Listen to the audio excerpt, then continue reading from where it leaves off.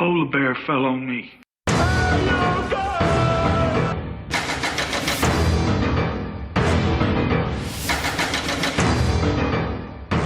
Welcome to Hey You Guys podcast. I'm Rob, that's Liam, and this week we watched 1989's Roadhouse, starring Patrick Swayze, Sam Elliott, and Kelly Lynch. In the cutthroat world of bouncing, or coolers as they're called, Dalton is the best, but he could be taller. Our hero is hired to turn a wooden shack in an abandoned lot into the best darn nightclub, the only nightclub, in this three-street town. Opposing this, for some reason still unknown, is our tropey evil guy who is running the town. But I ask you, if you're as rich as Brad Wesley, and we will get to the name Brad Wesley, couldn't you afford better henchmen than the cast of Over the Top? Or did he spend all his money on the one guy who gets easily defeated? I mean, one throat rip and that guy just lays there. Our hero must choose to continue living the life of the world's best bouncer or shacking up with a woman who can give Liam a run for his money in height. Oh, and finally, in a film about height jokes, Liam is sure going to love me. Morning, mate. How you doing? Yeah, no, but I mean, there's so many talking points, and literally, you brought up so many of them there. I don't quite know where to start. But The Henchman is a great place because, like you said, this film is awash with terrible henchmen, except for one moment in this scene, and I'm hoping you can explain it to me. Benny the Jet Urquidez shows up. For one sequence, he doesn't fight anyone. No. He's just randomly one of the henchmen in the background. And I was watching it, and just to be clear off the top, I watched this film once when I was like really young, and it was like watching it for the first time. I remembered certain things, the throat rip. I remembered obviously all the boobs that are in this film, and Patrick Swayze with his top off smoking all the time. But I was like, to see Benny the Jet Urquidez, it's like, I totally forgot he was in it. I was like, he's obviously going to show up now and do something awesome. No, he's just at the car lot with the henchman for one scene in the background and then just disappears. And it's back to the same old lame-ass henchman. This film is bananas. It is so weird, man. I remember it being odd, and I remember it being sleazy, which it is, but I can't remember it being quite as strange as it is. Also was good. I fucking love this film. Yeah. Absolutely loved it. In case anyone doesn't know, the film we watched is Roadhouse. There you go. Well, Rob's found his toy, by the way. Yeah, absolutely. But that is the thing. I think for most people, the gift, the meme, whatever you want to call it, is more famous than the film now. Yeah. Like everyone I speak to is like, even if they don't know the film, they know Peter Griffith saying Roadhouse. Yes. Yeah, that's what it's become. It's become a gift now. What does he say? Roadhouse. Right. Sorry. That's going to... Well, no, it was an interesting choice going back to this one, because one of the reasons you picked this one, I believe, is that you wanted to go back to the 80s. Yeah, I mean, I could have picked, as Patrick Swayze films, obviously Point Break is a better choice. I could have picked Point Break, but it's 91. I felt we needed to go back to the 80s for a minute, and I could have done this or Dirty Dancing. Well, but it's interesting the fact that the other Patrick Swayze film you're talking about is Dirty Dancing. Because, I mean, don't get me wrong, this character, Dalton, is really quirky straight from the off. Like, he doesn't fly because it's too dangerous. He loves Tai Chi. The only other person in cinema action history I can remember who likes Tai Chi, except for the bad guy from Die Hard 2. He seems to be quite into that as well. Lots of smoking. He's got a very odd belly button. He doesn't wear underwear for some reason, and neither does Sam Elliott. Maybe it's a cooler thing. I can't get my head around it. But he gets away with it because he's Patrick Swayze. Like, he's hard to pin down. Like, what is he? Is he like a tough guy romantic lead? Or is he like a romantic tough guy? I can't quite figure it out. Like, did you pause for effect then as well? No, I didn't. Patrick Swayze, like from Roadhouse. Did I just call you out on a bit of a... Yeah, but no, don't you think he's like the most peculiar of 80? Like, is he an action hero? Because like, if you look at his IMDb, the three top films that I think most people would recognize for Patrick Swayze are Roadhouse, like a very traditional action movie in many respects, despite his quirks. And then the other two are Ghost and what's it called? What's the other big film he was in? Dirty Dancing. Dirty Dancing, sorry, you just mentioned it. I was gonna say. And in those films, like, yeah, he's tough, but he's very much a romantic lead in those films. Yeah. Like, I don't think there's anyone else from 80s cinema who's anything like Patrick Swayze. Well, like, he's almost like the thinking man's tough guy. If you go to his IMDb, usually on IMDb, they have, if you go to an actor or an actress, you have known for. And we've already said the four films on the list that he's known for. Like, literally, Dirty Dancing, Roadhouse, Point Break, and Ghost. They're the four films that he's known for. I mean, obviously he's been in loads, but try and name some. No, well, that's the thing. It's tricky, and I know he has been in some kind of, Obviously. he was in some relatively budget action movies. People are going to be yelling at us because we're not mentioning Red Dawn, by the way. Oh yeah, Red Dawn, I suppose. Yeah. But even then, that's like a different kind of film. But I don't know. I watched this film, and I'm like, he's almost too sexy to be a tough guy. The closest thing to him in terms of a parallel from the 80s, and there are a lot of parallels in this, is to Mel Gibson. But instead of crazy, he's just like mysterious and sexy instead. I mean, he's got like, he's got that ridiculous voice, the hair, the physique. I mean, like if I was gay, I'd like to think I'd be into Patrick Swayze. But, I mean, chances are I'd probably be into like Seth Rogen or something named like that. But I look at him, I'm just like, my God, if I was homosexual, I wish I was into Patrick Swayze. Because he's just so fucking cool in this film. But so, as I said, so unique. Like, I just don't think anyone else pulls off this role other than Patrick Swayze. And I don't think you could, and that's the reason why this hasn't been replicated, isn't it?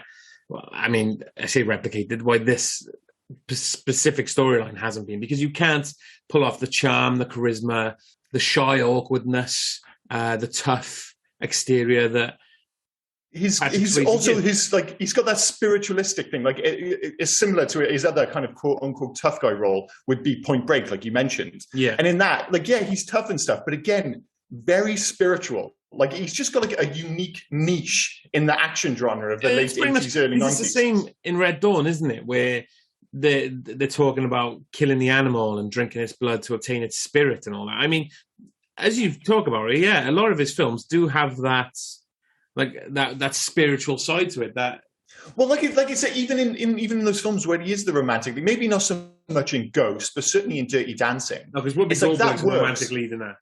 Yeah, I suppose so. But, like Dirty Dancing is a romantic film about dancing, but he still has, like, even though he's, like, thoughtful and, like, he still comes across as tough. That film works, especially in the 80s, because it's like, oh, well, that guy's into dancing. It's like, yeah, but he's also totally badass. And that is the thing with Patrick Swayze, because he's like so handsome, so cool. And as I said, so much of it comes back to that ridiculous voice and the hair and everything. You just totally buy into the nonsense. And you do have to buy into the nonsense, because some of the lines in this film are ridiculous. I mean, some of the absurd platitudes, I mean, they would be platitudes if they made any sense. Pain don't hurt and nobody wins a fight are delivered back to back. Yeah. I'm just like, there's no way those two lines should be anywhere near each other. It's absolutely insane. I mean, one of my favorite lines is always going to be, "Polar bear fell on me." Polar bear fell on me. And yeah, if you want any idea as to how weird this film is, that is the last line spoken in this movie. In a movie about bouncers or coolers or whatever the fuck you want to call them, the last line of this movie is "Polar bear fell on me." And we use that as the quote for one of our posters. And as I said, I haven't seen this film since I was really young. And I saw that quote. So I was like, I'm not going to ask what that means, because I had no fucking idea. I was like, how the hell is that line in this fucking movie? There's no polar bears. Yes, there is a polar bear. And it did indeed fall on him. It's very literal. What the fuck? Like, Terry Funk is one of the bouncers in this film, which is, again, nuts. Yeah. Terry Funk, ECW wrestler, hardcore wrestler, had very good fights with Mick Foley in the day. Mm-hmm. And then the other one is the nephew of Brad Wesley. Terrible bad guy name, by the way. If your name is Brad, you're obviously a bad guy. Sorry, but that's happening. Yeah, Brad. I don't know, Brad Wesley. It's the least threatening name. But then a lot about this film isn't threatening. But like the bad guys aren't threatening. Brad Wesley isn't threatening. These clubs, which are supposed to be the worst place in the world, are not threatening at all. But his nephew, right, the one who's skimming, who gets fired. I can't remember his name. With the one with the mustache. Yeah. Okay, is basically a stunt double for Bill Paxton from True Lies. Yeah, looks exactly like Bill Paxton. He does. Like, it's insane. Every time I watched it, like, you think, oh, is that Bill Paxton? Oh, wait, no, actually, that's not Bill Paxton. And I actually, changing the subject a little bit, going back to our social media where you put True Lies, now I've already mentioned it, True Lies against Demolition Man. Mm-hmm. You're wrong. Demolition Man is better. True Lies that came completely out of left field, I suppose. But yeah, no, I feel like a lot of people agree with you, and they pick Demolition Man over True Lies. I stand by the fact that I think True Lies is a much better film, but whatever. That is for the True Lies or Demolition Man podcast for sure. Did that guy? He definitely looked like Bill Paxton, didn't he? I'm not wrong. He did look like a budget Bill Paxton, and he also acted like a budget Bill Paxton. Like, and the thing is, usually I'd be like, well, Bill Paxton doesn't belong in this film, but then you've got. Yeah, no, he totally does, because what's his name? Keith David Like, if Keith David can play almost a non-talking part in this film, they have like really cool people in this film doing fuck all. Like, again, watching this film, I'm like, oh, Keith David's behind the bar. You know, the man who we were talking about not too long ago in one of the greatest cinematic fight scenes of all time from They Live. And you've got him behind the bar in this film, in a film all about fighting. I'm like, oh, Keith David is going to kick some fucking ass in this film. Does he? Shit. He does about as much as Benny the Jet. Like, right, if you showed me the lineup of this film, you said, all right, this film is about bouncers, coolers, basically about fighting, and you showed me the entire cast, I'd be like, well, those two are obviously going to kick some ass. Keith David and Benny the Jet, I bet my life on it. They don't do anything. It's such a bizarre choice. In regards to fighting as well, has Sam Elliott always been 70 years of age? 100%. He falls into the same category as Leslie Nielsen and what's his name from Roxanne, Steve Martin. I think it's like the fact that they've got obviously grey hair helps and stuff, but they were 60 years old when they were 30, but then they remain 60 years old way up until their death, obviously, in Nielsen's case, but into their 70s and 80s, they just never seem to age. It's a great casting. I absolutely love Sam Elliott. Me too. Fantastic actor. His voice. That dude could narrate anything for me. But that's the genius of The Big Lebowski. One of my favorite films was just like he didn't know what he was doing in that film, but they clearly were just like let's just have Sam Elliott narrate our movie. And what a fucking wise choice, because like you said, he has one of the greatest voices in all of.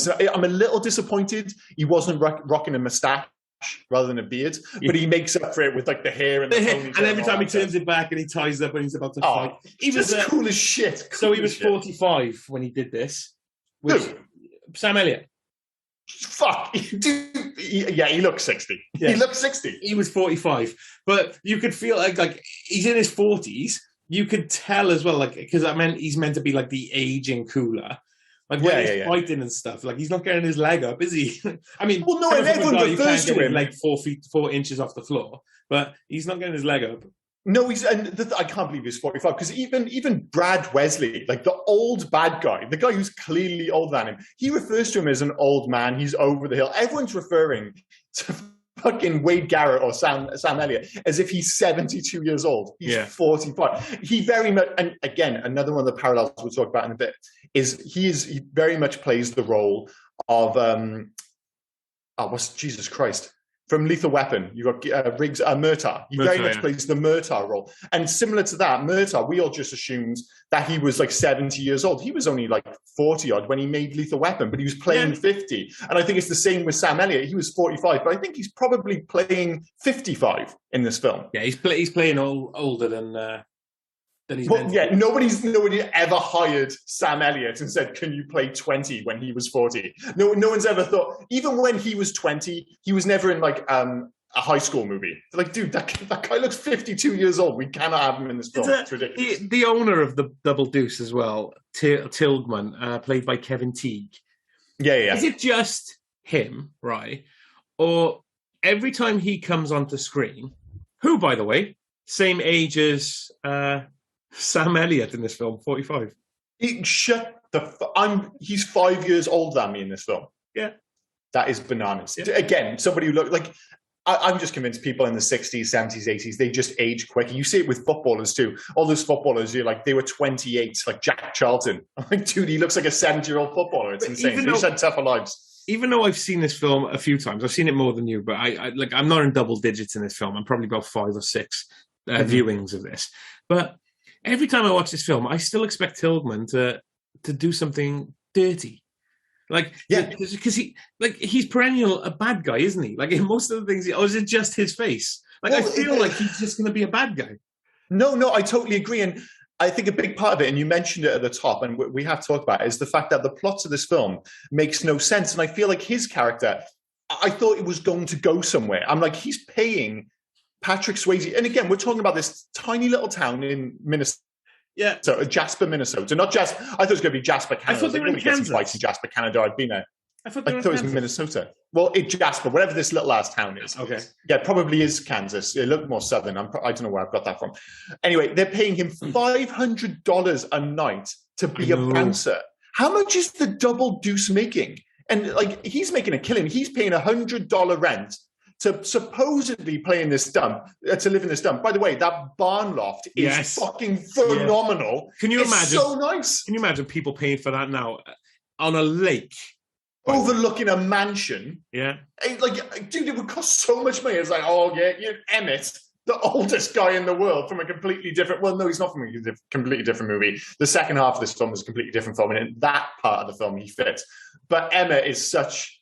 like a stereotype. Like, he's even got like the red underoos on, like the hillbilly look. It's the fact that he's actually called Emmett is just insane. Again, another character who just belongs in another film. He was only 30, mind, when he did this film. Yeah, Emmett was 30. Yeah. He died the week after. No, he was born in 1927, so he was like in his 60s. Yeah, we'll give him that one. But no, I mean, it's really interesting to talk about these, because when I went into this film, and the whole point was like, oh, we're going back to an 80s film. And in my head, I was the same as you. I was like, oh, this is a quintessentially 80s film, despite the fact that it was released in 1989. And at the start of it, I was like, oh, this feels like the final hurrah of the 80s.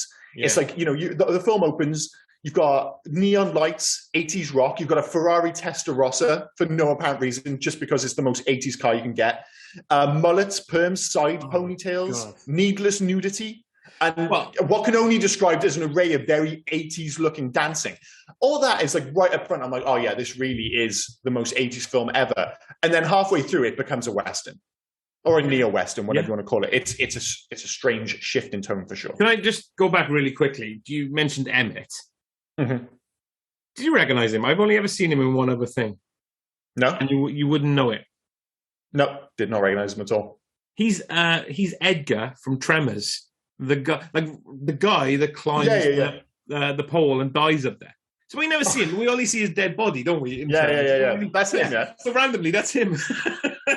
But so that is almost as bizarre. And this was one of my favorite. I didn't pick this up in facts. It was just my own research as I was watching the film. Because obviously, the start, I was like totally in from the start. I was like, this rock music. And then they cut to the band.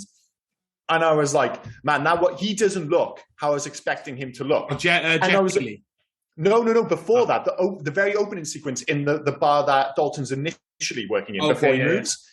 And I checked, the band is Cruzados, and I was like, well, he looks South American. And the lead singer, Tito Larriva, after disbanding from Cruzados, he formed Tito and Tarantula, the band famous from Dusk Till Dawn. Really? Dusk Till Dawn. Yeah. I was like, I can't believe that's the same guy, because of course, he's got like the long hair and stuff, but he almost looks like a kind of rock crooner. And you think of his look in Dusk Till Dawn, kind of much more gritty and stuff. I was like, I can't believe that's the same fucking guy. But he was making the rounds in the late 80s, early 90s for sure. Oh, absolutely. But of course, like you said, like I think everybody remembers more specifically Jeff Healey, who really was a blind Canadian rock jazz singer. He was actually like really popular in the late 80s, early 90s. He had like, I think his biggest hit got like number 5 in the US Billboard chart. So this guy was like a pretty big deal. And he's not actually a bad actor in this film. No, that's all right. I mean, all he's got to do is be himself, basically. What is it? His name is Dalton was one of his lines. Yeah. I mean, he has a few lines. I mean, I'm still not quite sure why he's in this film, but it feels natural for him to be alongside Patrick Swayze for some odd reason. I feel like if this was like a Stallone film, his inclusion wouldn't work. But it just like Patrick Swayze being good friends with a blind rock singer, I'm just like, that just feels right. Yeah. It just fucking feels right. Obviously, in the world of cooling, in the world of nightclubs and the cutthroat world of nightclubs and stuff, Jeff Healey. What's his name in this? What's the character's name in this? Sorry, I just know him as Jeff Healey. I don't think I just wrote down Jeff. I don't think it's Jeff in the film. Cody. Yeah. So I'm guessing Cody's jumped to a lot of bars because he knew Wade Garrett as well, didn't he? Because he's someone who says, ladies and gentlemen, Wade Garrett. So yeah, it feels like he kind of goes with him or something. But yeah, I mean, you mentioned, a lot of these bars, I find it, I don't understand how they're making any money, because they all seem to have 700 bouncers, and then what is ostensibly a super bouncer. Is a cooler a real thing? If they just fucking made that up for this film, I've never heard of a cooler before. I mean, which basically, I know that sounds ridiculous, but they're implying that a cooler is a super bouncer. Like that's it. My understanding of cooler, I thought a cooler was somebody you bring in gambling to cool a table, somebody with bad luck. That sounds like it could be a thing. That's totally, and it was a William H. Macy film, wasn't it? Yeah. I've seen that film. That's the only thing that I know. Like and again, like you, And obviously, we're both from the UK, so us coolers are just bouncers. That's all they are. Yeah, but they refer to like bouncers as bouncers, I'm pretty sure, but him as a cooler specifically. Yeah. That's what I thought. So I mean, I'm guessing he's the one maybe who runs the nightclub. He's the one that I guess has to be cool. Yeah. And I suppose. And the thing is, they do kind of posit that at the start. Like when you go into that club at the beginning, like that's the whole point, is that it's doing really well. Like, you know, people are pulling up in a test roster. They have that kickoff and everything's running smoothly because he's already sorted out that bar. So, of course, that guy's gone there and he's like, oh, this is what I want my bar to be. I don't know how he thinks in this tiny little ass town of Jasper, whether it's in fucking Minnesota or where did you say it was? I think it's Kansas. Is it Kansas? I think it is Kansas. Let's go with Kansas. Yeah. I don't know. Like you said, this is like a 3-street town. Where's all the money going to come from to make this affluent bar? And why the fuck? We have to get to it. Why is Brad Wesley so upset? They are trying so hard to find beef in this film. They throw in late in the film that Brad wants to fuck, is it Elizabeth? Yeah, he wants to fuck Elizabeth for no reason other than I think they go halfway through. It's just like, this doesn't make any sense. Why does he want to kill Dalton so much? Or why does he want to put him out of business? We'll just have it that, you know, he's fucking Elizabeth and he wants to get with Elizabeth, even though he's like 3 times her age. And again, all I kept coming to as this film progressed were the similarities to Lethal Weapon. And similar to that film, like as good as Lethal Weapon is, like when we did the podcast, one of the things we did notice is that the plot doesn't really make any sense. It really doesn't. And it's the same in this film. It really is about character. I mean, some of the similarities, like I already mentioned Riggs Murtaugh and how similar Dalton actually is to Riggs. And Sam Elliott isn't a million miles away from Murtaugh. And the fact that once he comes into town, this really does turn into a Western, like the idea that he's like, you know, he's the classic bad guy, or, you know, the slave owner. He has that kind of vibe to it with his white suits and like the big mansion and stuff. But they very much posit the idea that he's coming into town and you've got all the locals who are too scared to do anything. And he's almost like the new sheriff in town, Dalton. And he brings in Wade, much like Sam Elliott's brought in Tombstone. Yeah. And he's brought in to clean it up. And of course, he's willing to fight back against God, his name's so bad, Brad. But of course, for that to make sense, one of the things they have to do in this film is just remove the existence of cops. There are no cops. No, there's no. Like how many people they kill? How many businesses they blow up? The cops, they have a token moment at the end of the film, and we'll have to have a separate section for the end of this film because it is in fucking insane. Is they have the cops show up at the end, and everyone's just like, well, we're not talking to you. But all the way through the film, because it wouldn't make sense for the narrative, the cops just don't exist. The cops it's like don't in this show town, up. Anything goes. The cops don't even show up when they drive that monster truck in the car lot.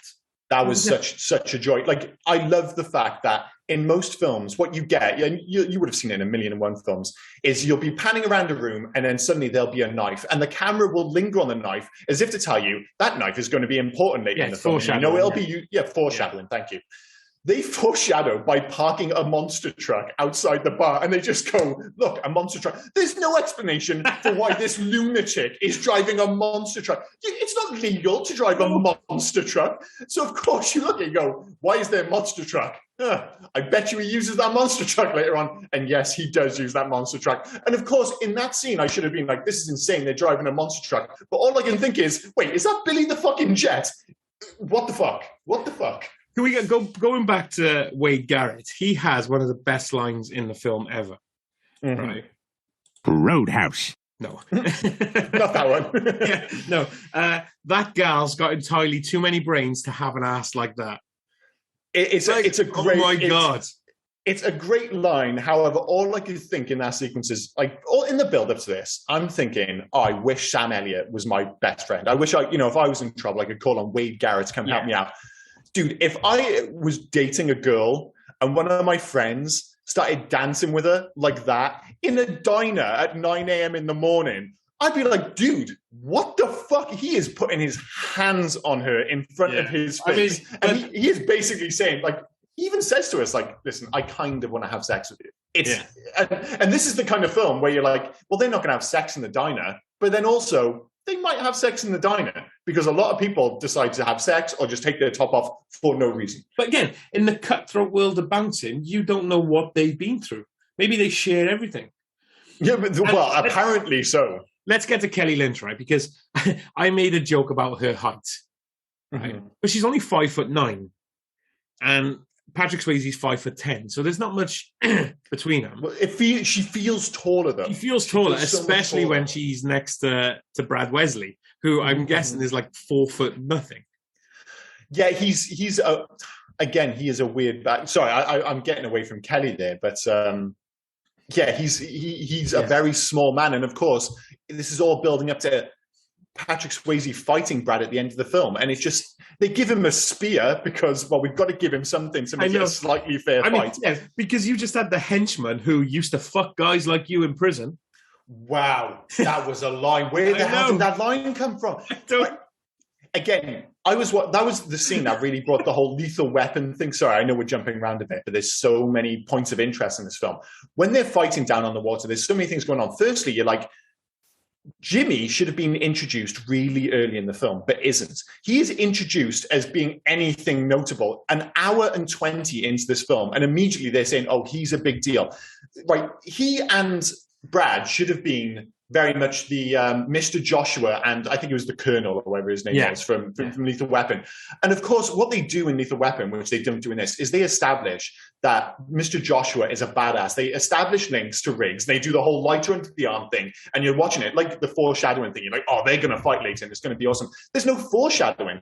Jimmy shows up out of nowhere in the bar after that really weird topless dance scene, and just kind of kicks everyone's ass. And then 2 minutes later, they're having a fight down by the water, I had to check. It is the same guy doing the score. It's Michael Kamen.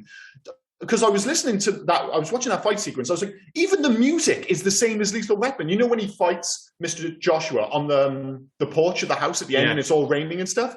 I was like, they're using the same fucking music. It's because it's the same guy doing the score. But I'm watching that sequence. I'm like, he's got his top off. He's all sweaty. There's all this animosity. But I'm like, where's this animosity coming from? Yeah. I was like, it feels like they've just met. But all of a sudden, they were like, oh, well, I know this guy is the big deal. So we're going to have some big Lethal Weapon-esque finale, which has no narrative impact whatsoever, which is a total shame for what can you do. Speaking of Jimmy Mines, what a pussy. As I've already said at the beginning, he gets one throat rip and he gives up. What's that about? That's it. You think he'd keep going, wouldn't you? Again, you talk about like foreshadowing. They mention the fact that he's ripped somebody's throat out. You're like, well, this is totally going to happen. Yeah. And then they kind of really lean into it towards the end of the film. Like when he's over Brad at the end and he has this opportunity to kill him and he's got his like kind of claw hand there. Like, oh, is he going to rip his throat out? Like he rips everyone's throat out. I was just a little bit disappointed. As good as that fight sequence was, despite the lack of narrative impact, is that Jimmy shows up on a motorbike, yeah, or he has a motorbike. I was convinced that Dalton was going to get on one of the horses. I was like, there's definitely going to be a horse versus bike chase. We've mentioned foreshadowing a couple of times. They've done the horses a few times. The horses got spooked with a helicopter and thing. And you think, oh yeah, Dalton, that would cement your Western feel as well. Like he's on the horse and he's traveling through. It just felt like, because by this point I'm like, oh, this is just a near Western 100%. And they had that weird scene with Emmett where he's like about his relationship with horses. They don't just show horses. They have a conversation about how he feels about horses and how horses seem to get on with him. Totally setting up the idea that he'd be able to just jump on any horse and be able to ride it. Just ride it. And then as soon as I saw Jimmy with the motorbike, I was like, oh yeah, he's 100% getting on a horse. No, there's no horse. They're all dead. They all blew up, whatever the hell. And speaking of blowing up, this film has so many great explosions. Like when things explode in this film, they explode. Oh my God, don't they just like, for the most part, this feels relatively low key. It's filmed in a small town. The fight sequences are impressive, especially the big bar brawls, but they're filmed in bars and on dusty roads. And you just think, well, I assume other than paying for the cast, that the budget wasn't massive. They blew half of it on just explosions. Like they're really good. Like they obviously very legitimately blew up these buildings, but when stuff goes in this film, it really goes in that 80s way. The same way that when that car, was it Dalton's Mercedes, which I assume Mercedes were paying for, because they go so far out their way to show constantly like, look, it's a Mercedes, it's a Mercedes, it's a Mercedes. be clear, it makes no sense that Dalton is driving a Mercedes. Like, why is Dalton driving a German car in this film? He feels so American. Like, again, that whole Western vibe. It feels like he should be driving a Dodge or something. But it's like, no. Like, that whole sequence when they reveal the car earlier in the film, it reminded me so much of Rocky IV. I legitimately thought they were going to start playing No Easy Way Out. Like, when he puts the tape in and he's doing the gear shifts and everything. I love. Oh, now you got that in my head. I just wanted to say, you mentioned the town again. I did do a quick little Google while you were talking. Mm-hmm. I was also wrong. It's Jasper, Missouri. Oh, so I was. Which one did I say? I said Mississippi. Didn't? Oh, wait, no, you didn't. I said it was Montana. an M state, Montana. Oh, yeah. So I was completely the wrong side of the country, but yeah, that's where I got it from. But so yeah, we mentioned. Sorry, we went away from Kelly about her height, and that whole joke thing about Dalton. I thought you'd be bigger. Is this the first time that's happened on film? Because that's happened a few times on film as well. It's strange because they go to the well with that about what feels like 17 times. Yeah. It feels like everybody runs the same joke to the point where they have to have Dalton respond in the end and say, "Oh, I've never heard that before." I get it. Bouncers are generally bigger, but I'm like, did it need that? Well, I'm going to call it a running joke. It wasn't particularly funny, but yeah, they really tried to mine that for every cent. It was very bizarre. Speaking of running jokes that are not funny, has anyone ever told you thought you'd be taller, being 13'6"? Oh, good. Yeah. Well, no. Sometimes when I get up, people are genuinely shocked. They must be all in the legs. But you got a 2-foot torso and you got 9-foot legs, like. Yeah, but I guess it would make sense. Like, if I was starring in a movie where I was a jockey and I get off the horse and I'm as tall as the horse, and everyone's like, "Holy shit, you're much taller than I thought." I was like, "Yeah, no shit, I'm a jockey. I've got to be the first ever 6'7" jockey." It's like, that doesn't happen. I get it. He's not huge, but he's hardly a dwarf, and he's obviously he's always got his top off. He's 5'10". Yeah, that's not that short. No, it's not that short. And he's kicking everyone's ass. So yeah, it feels like the narrative in this film would suggest you're watching an action star who's 5'2", but he's completely he's above average height. Yeah, and with the hair, he's probably 6 foot. Yeah, average is what, 5'8"? 5'8", 5'9", especially 1989 probably would have been a bit smaller. So yeah, I don't get that running narrative at all. And I'm not sure how happy he would have been about it. Patrick Swayze like, dude, everyone's going to think I'm 4'6". This is ridiculous. Why do you keep making this joke at my expense? He's reading it going, did you write this film for Tom Cruise? Oh, I don't know. It's so bizarre. Again, just be clear, Elizabeth can't be that interesting because every time we try and talk about Elizabeth, we get sidetracked and end up on something else. So we can't talk about her. Bless Kelly Lynch. Well, I don't know Kelly Lynch from anything. The only thing I know her from is the 2000 version of Charlie's Angels, where she was the bad girl, I think. That's about it. I thought that was Demi Moore, or was she the bad girl in the second? No, she was in the second one. I think Kelly Lynch is in the first one. Yeah, I tried going back through Kelly Lynch's back catalogue because the name sounds... It sounds like you should know her. For some reason, 100%. And I heard that name, I thought the same thing. The only thing I know her from, other than this, and I've only seen Charlie's Angels once, is Virtuosity. No, I don't know that. Denzel Washington, Russell Crowe, and Kelly Lynch, where Russell Crowe is a cyborg. He's a computer program that was made with all the serial killers in the world to be able to do. That does not sound like a film which should star Russell Crowe and Denzel Washington. So 1995, right? And it's like he's a computer program, but then they're able to 3D print him. Right? Oh my God. So now he's in the real sure world. This stars Russell Crowe and Denzel? Yes. Oscar winners. Yes. Like, the only thing about that whole sentence which made sense was Kelly Lynch. I'm like, yeah, I can believe Kelly Lynch is in that film. What the fuck? Two things. I have it on DVD. Of course you do. Of course Spectacular. And Denzel Washington is the one-armed cop. He's got one arm. Yeah, and I'm gonna have to check this out. Wait, you will. Let me read some of this cast, right? William Forsythe, William Fichtner, Kevin J. O'Connor, who was he's been in loads of those Steven Soderbergh films. He was in The Mummy and Russell Crowe, Denzel Washington, Kelly Lynch. Like it's not. I mean, for me, that Tracy Lords. I mean, good old Tracy Lords, porn star of the '80s. Yeah. Well, it sounds like an absolutely bonkers film, but God knows what they're doing in it. All right, sorry. That's going on this show. At some point, we're watching Virtuosity now. I mean, now I kind of want to watch Virtuosity. Yeah, we're doing it. Yeah. But let's go. So that's the only other Kelly Lynch film I know. Oh, and a very young Kaylee Cuoco from The Big Bang Theory plays Kelly Lynch's daughter. Oh, cool. Yeah, well, I mean, I'm definitely checking this out as soon as this podcast finishes. But I mean, speaking of kind of odd fits, I mean, like I said, this feels like a Joel Silver film more than anything else. And it's not just as similarities to Lethal Weapon, but it just has that Joel Silver vibe. But obviously, it's directed by Rowdy Herrington.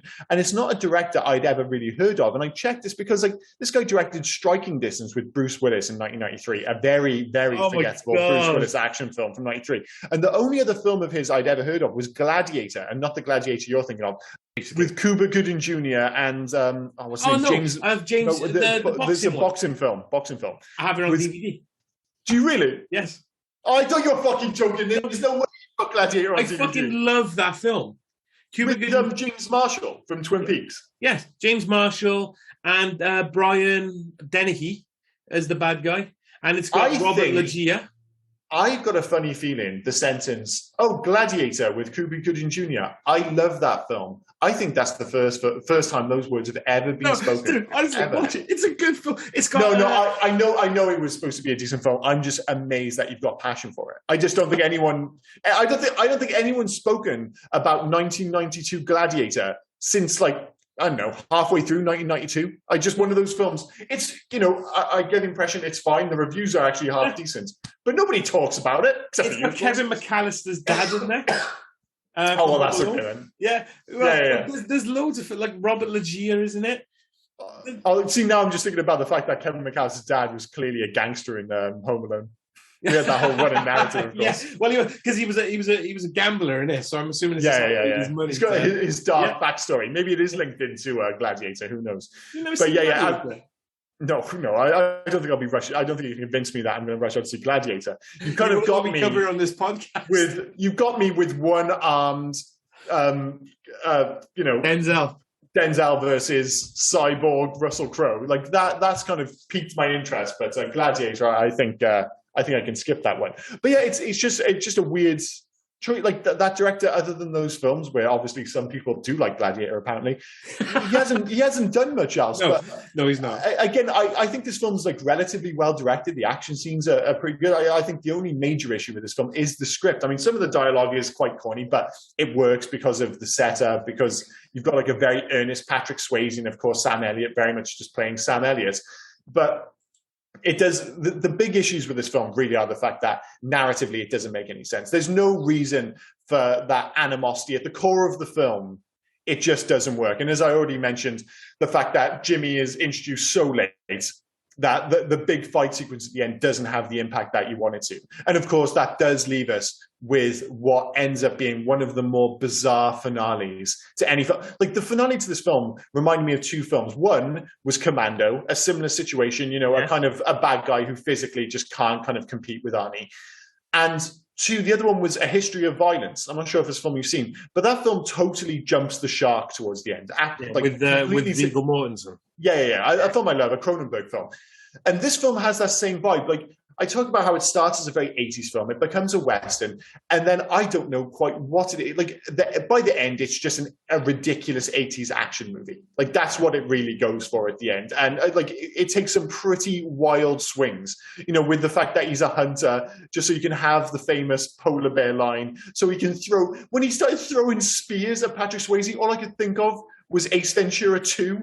I was convinced he was going to take one in the thigh or something. It's such a strange ending. And when he basically gives Brad an out, he basically walks away with Brad, knowing Brad has a gun. It's such a stupid move. Brad could have easily killed him in that moment. But somehow, all the key players from the town have all snuck into the building at the same time, fully loaded with shotguns to just shoot this guy down. And you have this film, despite the throat rip scene, isn't massively bloody or violent. No. And then at the end, Brad gets absolutely, let's be clear, it's a firing squad. Like what it reminded me of was Murphy getting killed in RoboCop when they all just take turns blowing him to fucking smithereens. Yeah, absolutely bizarre. They did it just so you could have Polar bear fell on me. It's one of my favorite. It's got to be the favorite fan line of a movie. What happened, Billy Bob? Polar bear fell on me. I don't think his name's Billy Bob, but fuck me, he looks like my Billy God, Bob. he's a Billy Bob. Like He looks like a Billy Bob. I love as well because he's got his the braces. Yeah. The full look, the cap, suspenders, or whatever they're called. Yeah, and he's got the suspenders going on, and he's tucking his shirt in. Dude, as a gentleman who has a gut, don't tuck your shirt in. No, he's asking for trouble there. He's asking for trouble. But I mean, we mentioned the fact that it starts off an 80s film, it becomes a Western, it finishes as a completely overblown Commando-esque action movie at the end. But one of the reasons that this movie was so popular when I was younger, despite the fact that I only saw it once, but the reason it got traction, certainly with my friends when I was younger, was the sleazy side of this film. And going back to it, I couldn't remember there being as much needless nudity as there is. There is so many just needless topless scenes. Do you want to pay $20 to feel the boobs? And he's going for it, and it's like, well, you're going to pay? I've only got $20. Oh, I haven't got any money or something. Yeah. Well, you got the guy having sex in the storm, doesn't need to be there. The weirdest one is the sequence where it should have been a really dramatic scene when Brad suddenly shows up in the bar, but then his girlfriend just has like what feels like a 20-minute topless dance scene for no reason. There's even a sequence when they have a wet t-shirt competition and they cross out the word t-shirt. Sorry, the wet bit or something. So it's basically they don't even have t-shirts on. They're just wet and topless. It's absurd. You briefly passed the guy having sex in the storeroom. We need to go back to that. Steve, right? He gets fired whilst he's having sex. Yeah. With, I'm sure they've hinted at, is an underage girl. Yeah, they really have. There's some pretty dodgy lets stuff. Them in because they're and the guy says, "Dude, these are fake IDs. It's fine. They're with me." Next thing you know, he's railing a girl over a beer keg in the storeroom. Yeah, so he's literally just doing an underage girl in the storeroom. Yeah, this is a classy film. This is a classy film from start to finish. Forget fired. You should get the non-existent cops to arrest this fucking dude. Well, that is the thing, though, isn't it? There are the only law in town is Dalton, and the worst thing he's going to do is fire you from what I can only assume is your minimum wage bouncer job. Yeah. Except for, of course, Dalton, who's making an absolute $500 a night in 1989 is insane. How rich is? Oh, I forgot his name again. Tillman. Yeah, how rich is Tillman? Because obviously then he does the bar up, but only on like what Dalton says. Oh, we'll build this, we'll do this. Do you know what I mean? And he's able to replace the glass that gets smashed really quickly. Like this every night. Does he have a glazier on retainer? I mean, he must do, but then that's the thing. Another kind of missed point in this film is like Tillman. Is it Tillman? Is that his name? Tilghman. Something like Tilghman, man. So Tillman. Yeah, we'll go with that. Everyone else, like they kind of force feed us this narrative that, Brad is asking for money from everyone. That is true of everyone, apparently, except for Tillman. Yeah. Like they don't even make that link. Like there's never that scene where Brad comes into Tillman's bar early in the film and demands that he pays his due, or, he roughs the place up to kind of try and put out a business. That just doesn't exist. Tillman and Brad feel completely separate in this film. And it feels like, again, that a narrative should have been established there. I think there is one line in it where Tillman's like, talking about how Brad kind of like is running the town and stuff in this ridiculous alternate universe of 1989. Also, how is he running the town? What? I don't know. Like, what is he getting out of it? I don't, like, I know he's getting, obviously they're paying a VIG or whatever for protection. Protection from who? There's like 8 stores. They go into Red's, what is it? Like his B&Q equivalent store. His auto parts hardware store, like. Yeah, auto part hardware store. And Brad's asking for 10% a month. Like, how does that get him into that mansion? In fairness, he's like, sorry. No, he's just like, how can I give you money? My business is on the same empty lot that the Double Deuce is on. We're across the road. I do not understand the finances of this town whatsoever, and more importantly, I don't understand the plot.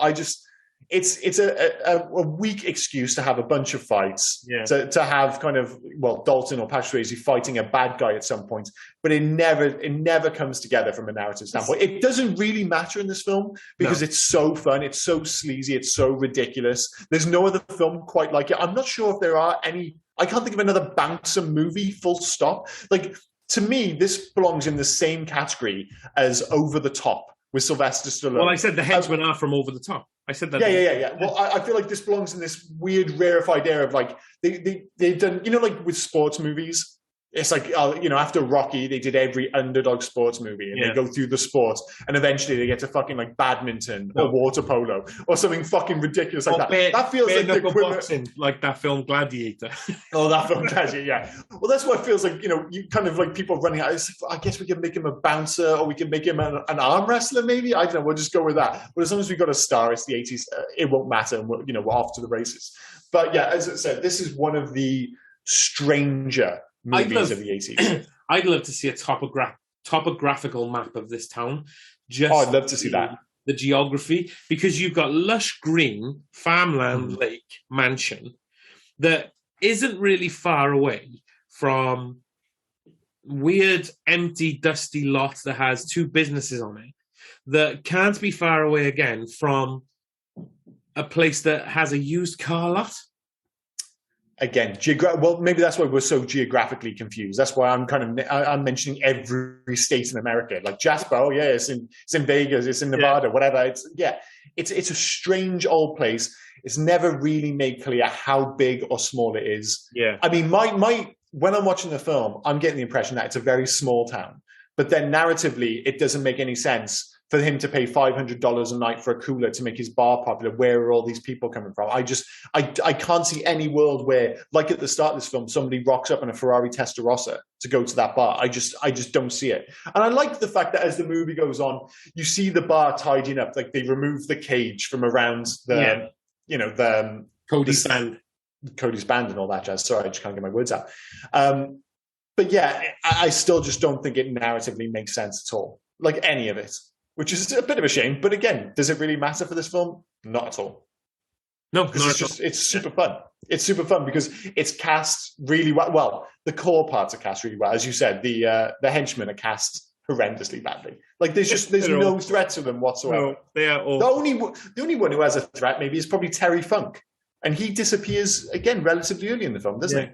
What about, speaking of height, that really weird, like 7 foot tall dude? Like there's that weird scene where he's dancing with his really attractive women at the pool party, and then Brad comes over and like tickles his cheek. And then he's there and he does it's a weird thing. It's all into his shoulder, like he really loves it. I don't know what's going on. Well, that's the other thing with this film. Like, it feels like there's an abundance of attractive women to go around for these absolute mutants of human beings. I don't want to be a dick, but even what was the singer's name? I've got Jeff Healey. Oh, sorry, Cody is his name. Cody, yeah. Even he's at the bar and he's just got these like beautiful women like just swooning over him. Like there are just these hot girls everywhere. I'm just like, where exactly are they coming from? It just doesn't make any sense.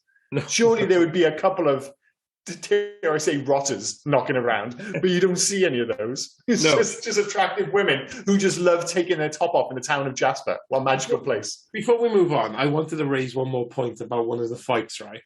How much damage do you think you're going to do with a really sharp point of your toe? Like you've got to do toe punt kicking all the time. I feel like that would ruin my day. If somebody kicked me in the shin with like a boot with like a knife at the end of it, I'm like, that's gonna suck pretty fucking bad. This guy didn't even like try to kick you in the shin. He tried to go straight for head, straight kick. Yeah. It just didn't work out, did it? No. It didn't work out. Well, because they've all got that one move. They mention it once in the film. It doesn't matter how big you are. If you kick someone in the knee, they'll go down. Then they go about kicking about 72 people in the knee. Like that's their like go-to move. Randomly was removed from UK broadcasts until like 2001. What, the kick in the knee? The whole talk about the knee thing was removed from UK broadcasts. Really? Yes. Why? In case people tried to do the same thing? Yeah. I mean, of everything in this film, that was removed. I thought maybe they'd try and remove the fact that Patrick Swayze makes smoking look really, really fucking cool. Yeah. Like, that's probably the worst thing this film is doing. Any talk of the knee and the whole kicking the knee thing was removed from our Well, I mean, that's cutting, as far as I can tell, like 20 minutes out of the film, because Jesus Christ, it felt like they went on about the knee, or there was people kicking the knee a lot. And obviously you have that, like you said, that scene with the giant guy.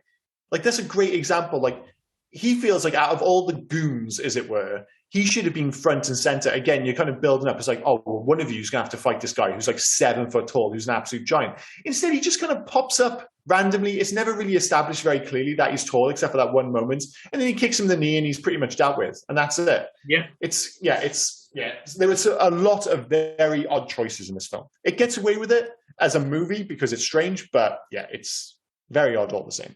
Right. Should we, anything else you want to cover before we move on to Love and Hate? No. Again, I feel like I could end up just going around in circles with some of the choices made in this film. So let's go with Love and Hate. Do you want to go first? Yeah. Sam Elliott. Absolutely love Sam Elliott. That guy could narrate my death. Do you know what I mean? Yeah. I love him. I think his voice is great. His look is great. As we've already said, that motherfucker was 60 when he was 20. Yeah, he's great. I love Sam Elliott. I mean, if I haven't already said it, I also love... Polar bear fell on me. Oh, there we go. There we go. Just any excuse to get that in again. Yeah, it's like I said, it is one of the greatest final lines to any movie ever. Yeah, 100%. Yeah. And as you can tell, Rob's found a new toy. Yeah, 100%. I love Patrick Swayze in this film. Just the coolness, the calmness of him. Mm-hmm. It's really good. I do love Patrick Swayze in this film. I mean, it's unbelievable. You've picked almost the exact same as me. I've got number 1, Swayze, just because he's an absolute charisma machine. Sam Elliott is number 2 for the reasons you've already outlined. I've got number 3, the greatest last line in movie history, a polar bear fell on me. I've also I've snuck in a few extras. I know it's supposed to be top 3, but great explosions. I really do think they are absolutely fantastic explosions.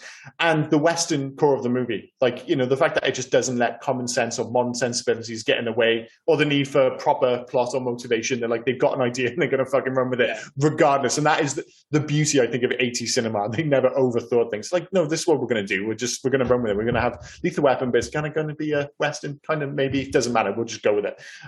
In terms of hate, Brad Wesley. Great job. I don't see the point in him. I don't know how he's making his money. I don't know why he wants a stranglehold on this town. I don't know with all the women he's got around him, apparently, why he's fixated on Kelly Lynch.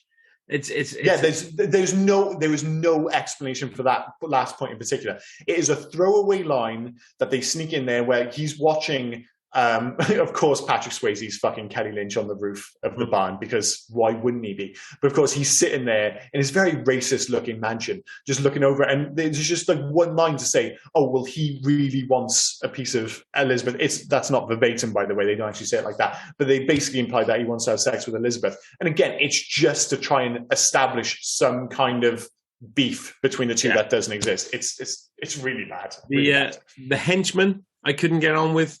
Like, if you're meant to be this rich, you've got to be able to afford some better henchmen. Yeah, 100%. Yeah. They just don't look threatening. They aren't threatening. They're not particularly. I know they're up against supposedly the 2 best bouncers in the world. I didn't know bouncers were that famous, but they do just get their ass whooped a lot. Yeah. That's about it. And finally, the geography, as we've already said. Like, I don't understand where this town is set in the magical world of Roadhouse. I don't know what's going on with it. We don't know how big it is. We don't know geographic. Like, the best movies do a good job of kind of giving you that idea of, like, well, this is here, that's there, kind of distances, scale, all that jazz. This film does none of that. None of it whatsoever. Yeah, you're totally right. Like, the bar feels like it belongs in a different world to where he's staying. Like, on that beautiful lake. And the fact that it only costs $100 a month to stay in this let's be clear, Emmett has no business furnishing the top of that barn as well as he does. No. It's really well. Yeah. This is 1989. I'm like, you could live in that now. It looks dope as shit. Emmett's got amazing taste. Wouldn't you love waking up in the morning, just opening those random barn doors at the top of it and just like looking up at the lake? It'd be fantastic. You would have to pay a fortune for that now. Oh, unbelievable. In terms of hate, similar stuff. I mean, I've got Brad Wesley's, anything Brad Wesley, to be honest. But certainly his lack of relationship with Dalton, I feel like, is totally forced. Again, a similar issue with Jimmy, the fact that he should have been introduced so much earlier in the film. Yeah. I feel like I made a point of checking the clock. An hour and 20 in is when Jimmy is really kind of introduced as a threat in this film. It's a ridiculous choice. And I got to be honest, as much as I love Sam Elliott, Wade getting entirely too fresh with Elizabeth. I'm not having those kind of relationships with my friends. I'm not sure if they've got a finger cuff thing going on, but I'm just like, I'm not playing that game with my friends. So Wade, as much as I love Sam Elliott, I don't want him hitting on my girl like that. And especially in a diner in the morning, like, judge your surroundings. Elizabeth's entirely too cool about this. And she is cool about it. Like, she's a doctor, and she's there like 2 hours before a shift in a diner, getting groped by Sam Elliott while her supposed boyfriend watches and smiles. It's all a little bit. There's another one. Speaking of the geography, there's also a hospital in this town, like a full-on hospital, not a medical center, a hospital. Yeah, it makes no sense. This Jasper, I feel like I should have looked into whether Jasper's a real place at this point. I know the thing is, and a big part of this is that part of it was shot in, do you say it was, I'm saying Minnesota now. Missouri. Missouri. And a lot of it, Jasper County, Missouri is a real place. Yeah, but I think the issue was a lot of it was shot in California. I think at one point you can actually see the California hills, and I think that is one of the reasons that there's such a geographical disconnect, is that it's shot half there and half in Missouri. Sorry.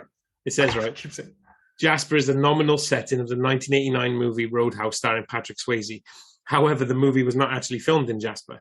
Critic Robert Trussell noted little effort was made to hide the California mountains in the background. Yeah. It's like I geographically, I don't see those mountains and understand that they're immediately the California mountains, but you can see that it's a different fucking place. There's just no two ways about it. So yeah, the geography is bananas. Facts, I haven't actually got any written down, so I'm completely reliant upon you, sir. Well, according to Kelly Lynch, whenever Bill Murray sees her sex scene with Patrick Swayze on television, he calls her husband Mitch Glazer to tease him about it. I mean, that's a dick move. I mean, yeah, but it's one of those things, like, it's a strange thing, I suppose, is if your wife was a famous actress or whatever, or, even not a famous actress, and she's having to do sex scenes every so often, it's like, do you really want to see your wife getting fucked by Patrick Swayze? And like, they go for it in this film. Like, he pulls up the dress and he's like kind of dance fucking her, for lack of a better term, at one point. Like, it's a really unique sex scene. And I'm just like, imagine, and they're obviously acting and stuff, but imagine seeing that on the big, you're just flicking through the TV and then all of a sudden Patrick Swayze is fucking your wife. Well, you're like, oh my God, I can't do that. I can't dance fuck like Patrick Swayze. Jesus Christ. What chance have I got? I'm wondering why Bill Murray needs to ring him, and of all people, a bit of a dick move, like you say. He wrote Scrooged. He produced Lost in Translation. He's done quite a few things with Bill Murray, so obviously they must be friends. Yeah, obviously. So we said as well about, like, he did this and then he ended up doing Ghost and things. They were not as action oriented. This might explain why. Mm-hmm. So due to a knee injury he sustained during filming, Patrick Swayze turned down the roles of Gabriel Cash in Tango and Cash and Mike Harrigan in Predator 2. He chose to make Ghost as his follow-up instead, as it was less physically strenuous role. The knee injury ended up being a blessing in disguise, as Ghost ended up being a big hit and received critical acclaim. Tango and Cash was a box office flop, as was Roadhouse.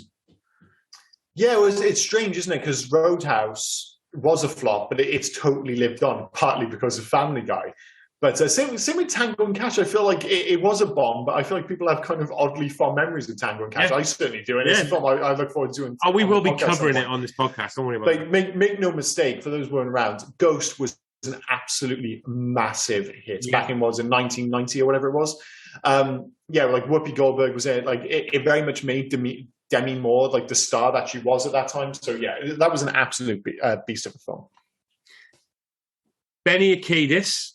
The reason why he was in this film and didn't do anything, as you've already said, Benny the Jet, is because he trained Patrick Swayze kickboxing for the film. Oh, fair enough. Well, he's got a very particular style, and he actually takes that style through to Point Break. Yeah.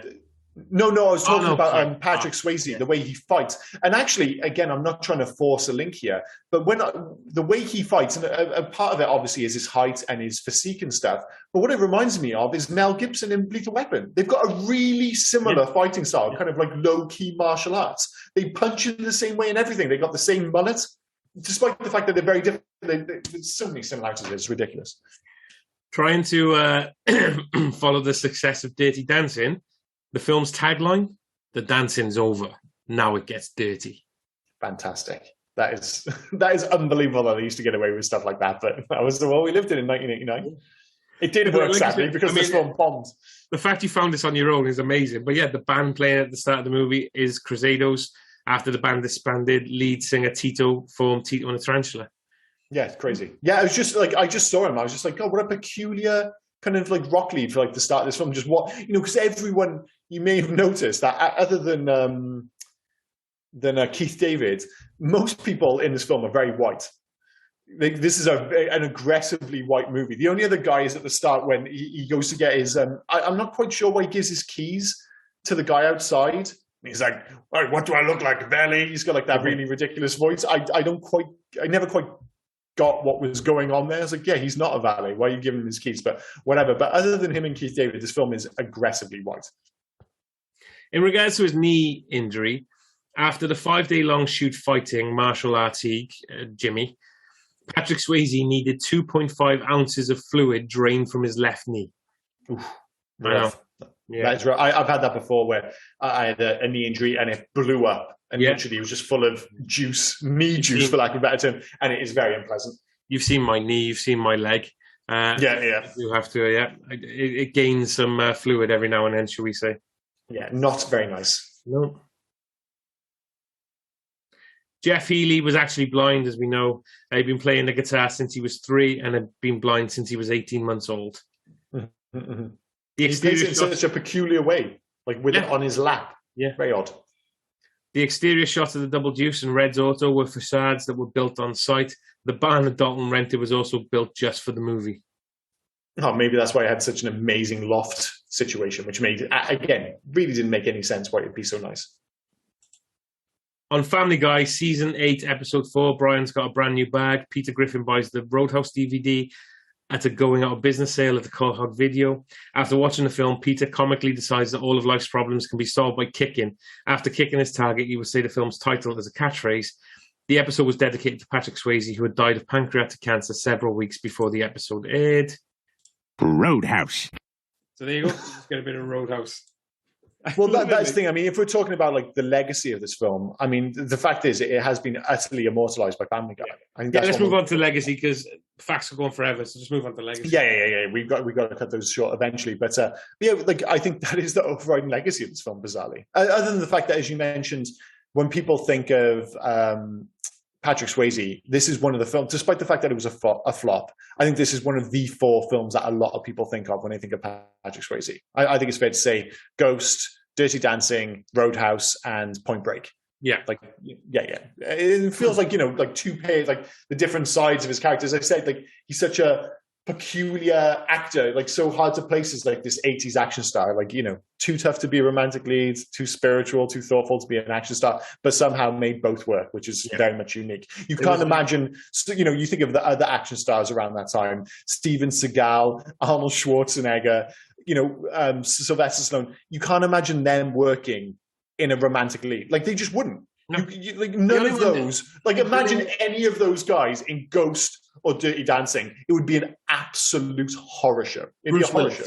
Would be the only one who did Die Hard the year before. Yeah, but you're never buying Bruce Willis as a dancer. No fucking way. I know. I'm buying him as a romantic lead. I'm not buying him as like Johnny Castle. Not as a traditional romantic lead. Like he would be still like the tough guy, the quippy tough guy. Yeah, I just can't imagine him being in touch with his emotions the same way that Patrick Swayze was. So I still think of it as being this totally unique beast, of the late 80s, early 90s. Although I do always fondly remember his role, despite where the character ended up going, in Donnie Darko. That was like one of the kind of later films that I really kind of caught my attention, because it's a fantastic film, and it's probably not worth mentioning what his character is in that film eventually. But yeah, great performance all the same. In regards to legacy, there was a sequel as well. Roadhouse 2 Last Call, starring Jonathan Sheck as Patrick Swayze as Dalton's son. There's no way you've got this on DVD. There's no fucking way. No, I've seen it. I haven't got it on DVD. You have seen it, though? Okay. Yeah, I have seen it. I haven't got it on DVD. But I think I said it last week. Jake Busey is one of the bad guys in there, plays a character called Wild Bill. It's set in like Louisiana, so it's a lot of those hover boats. Do you know what I mean? Oh, yeah. Yeah, the swamps and stuff. Will Patton from Armageddon is in it as Dalton's brother. Jesus, it's not a bad cast, actually. Yeah. It's all right. Like, it's a straight to DVD. Yeah, but I mean, that's the sign of a cult movie, if ever there was one, because like you said, like this film bombed. There's a reason this film had a sequel, albeit straight to DVD. It's because people end up picking it up on VHS, on TV down the years, and people have really fond memories of this film. I think most people knowingly go into it, knowing that it's an absurd film, that it's objectively maybe even close to being a bad film, but what it is a really, really fun film. Yeah, to be fair, it's not bad at all. It's I've only ever seen it once, but it was a decent watch. I didn't mind it. Yeah. Of the straight to DVD fair sequels that I've seen, this one's not a bad one. It's worse. Yeah. Well, I'm pretty sure that this doesn't kind of like the sequel doesn't knock Roadhouse's place as what has to be the greatest bouncer movie ever. I mean, I'm only saying that because other than the sequel, which you're just bringing to my attention now, I can't think of another bouncer movie. Full stop. No. What was there has to be. Rise of the Foot Soldier was about bouncer, wasn't it? Was it? God knows. I'm going to stick with Roadhouse as being the best bouncer movie, regardless. I think now what this is known as, maybe more than anything, and I've mentioned the fact that it's incredibly sleazy, is the fact that this is perhaps one of cinema's greatest guilty pleasures. Yeah. I think most people would, you hear some people say, oh, it's one of my guilty pleasures. I'm like, that's not a guilty pleasure. That's a good film. This is a guilty pleasure. I mean, there was one point when I was sick, because my wife, who I have to mention every podcast, I've left it very late on this one, she wasn't interested in watching this film. So I watched it in the other room on my own.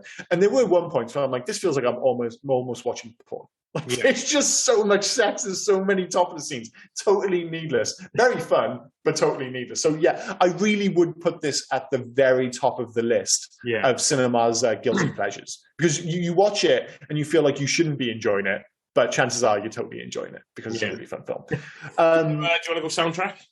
Yeah, we've already mentioned a lot. Obviously, we mentioned the bands who play at the start. We've mentioned Jeff Healey. And I think we've already mentioned the fact that Michael Kamen scored this film. He worked with, what's his name? Jesus Christ. Joel Silver a lot. He did a lot of films, we've either done or will be doing on this podcast. He did Lethal Weapon, Robin Hood, X-Men, etc. But the thing that jumps out of this film is the fact that it does often sound like Lethal Weapon. Yeah. No more so in that film, in the scene, the fight scene between Dalton and Jimmy down by the water, which feels like it's totally aping Lethal Weapon. And the fact that they use basically the same music. I was like, well, this is so on the nose as to be almost beyond parody. Yeah. But yeah, there is some memorable music, but the big question is, score aside, are you a fan of Jeff Healey? And the fact of the matter is, he's quite a good singer. Yeah, it suits the film. Really good. Yeah. You have those sequences when they can always just add music. I mean, even that one where Brad comes into the bar and starts running the show, and he just tells Jeff, "It's like, come on, Jeff, play some fucking music." He plays the music. The girl does the topless dance. Everything's fantastic. Yeah. So yeah, the music in this film is actually really good. And big part of that is Jeff Healey. So, in terms of video games, I mean, the closest thing I could find to it is literally a video game called The Bouncer, which I played is by Square, who are now known as Square Enix. It was a PS2 game, very Japanese, but it was a game where you did play a bouncer. I mean, I got to be honest, when I think of this film working as a video game, what I think of is Streets of Rage or Final Fight, like a scrolling. Fucking hell, that was in my head. Streets of Rage, Final Fight. Literally, it has to be. You just have them going around. And I would love a video game like Streets of Rage or Final Fight, whichever one you want to go for, where they go around the streets of Jasper and we finally get an idea of how this city works together. Because that's one of the things they do. Like, if you go back and play a lot of these brawlers, is you go from, obviously you're just going from left to right, but you're going down a certain part of the city. And then between levels, they show you a map of the city to show what other part you're going into. Now, I want that, but just for Jasper. I love the idea that it just, like, the second level, it just jumps to California. It's like, okay, I guess we're fighting in California now. Yeah, but specifically the 3D Final Fight one, the like remake they did for one of the PlayStations. That was Streets of Rage. See, that's weird.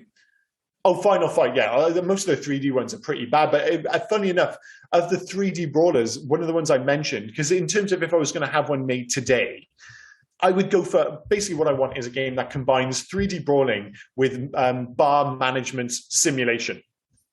So I would have Clover Studios, who are basically they're platinum now, but I'm not sure. There's this cult brawler from the PS2 era called God Hand, and it even has like a Western vibe. I love God Hand. Oh, God Hand's such the mechanics are fantastic. It has that neo-Western vibe. It would totally work for this game. I would just add in bar management sim. So like as you kind of progress through you can have the whole. You can always almost move away from the bar thing. I think it's just because we're both obsessed with Jasper now. It's the idea that Brad is taking over Jasper.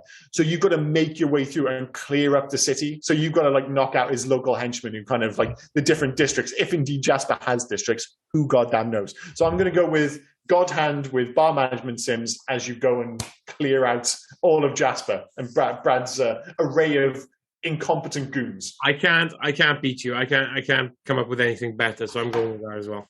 I will go with that. In terms of ratings, obviously there you go first. This was your choice this week. Same as last week. I think I really enjoyed it. I still enjoy watching this film, but it's a 3. There are things that can be improved for it. It's a 3 for me. It's an enjoyable watch. And would I recommend it? Yeah. I mean, for people that love these kind of actioners or whatever, definitely. If you haven't seen it, give it a go. If you like Patrick Swayze, I mean, who doesn't at this point? Yeah. Then give it a watch. Do you know what I mean? I mean, it's not his best, but it's not by far his worst. It's a very good film. No, there's a reason this film is remembered as fondly as it is. And I absolutely agree. I think it is objectively a 3-star film. But the important thing is, if you ask me, would I recommend it to others? I really, really would. Because this is a silly film. But I mean, we mentioned the fact that it's such a guilty pleasure. Like, we're not blowing smoke of anyone's backside here. It really is a guilty pleasure for a reason. It's a really fun 3-star film. It's utterly ludicrous, but it's anchored by that really charming lead turn by Patrick Swayze. And obviously, Sam Elliott plays his part and all these, the other, other than Brad, who plays Brad? I can't even remember his name now. Other than him, he's terrible. But it's a bad film, but it's a really fun bad film. So I'm going to go with 3 stars. And yes, I would recommend Roadhouse to just about anyone. Ben Gazzara plays Brad. Ben Gazzara, yeah. I'm not sure if he's bad or if he's miscast, whatever. But yeah, the real star of the show, unsurprisingly, is Patrick Swayze. So go out and watch it. But I think that's pretty much it for Roadhouse. So lay it on me then. Are we staying in the 80s? Are we moving to the 90s? What are we doing? We're actually moving into the 2000s, bizarrely, which a bit of an odd choice this week. But every so often we try and do a podcast which is timely, based on something which is happening in popular culture at the time. No. And in the next couple of weeks, Obi-Wan Don't do it to me. is being released on Disney+. So I think it's a perfect time to revisit what is inarguably the strongest film of the prequel Star Wars trilogy. And we're going to watch Revenge of the Sith, which I'm always looking for a reason to rewatch. And I know you're not happy with the idea, but after we did episode 1, which isn't a great film, I am genuinely interested to see what you think of this, because I stand by the fact that a few moments of really clunky dialogue aside, I really think this is a good Star Wars film. This is the third one. Revenge. This is the third one, yeah. We're not doing the second. The second one is appalling. There's no joy to be had from the second film. So we're skipping Attack Is of the there joy Clones. to be had from the third film?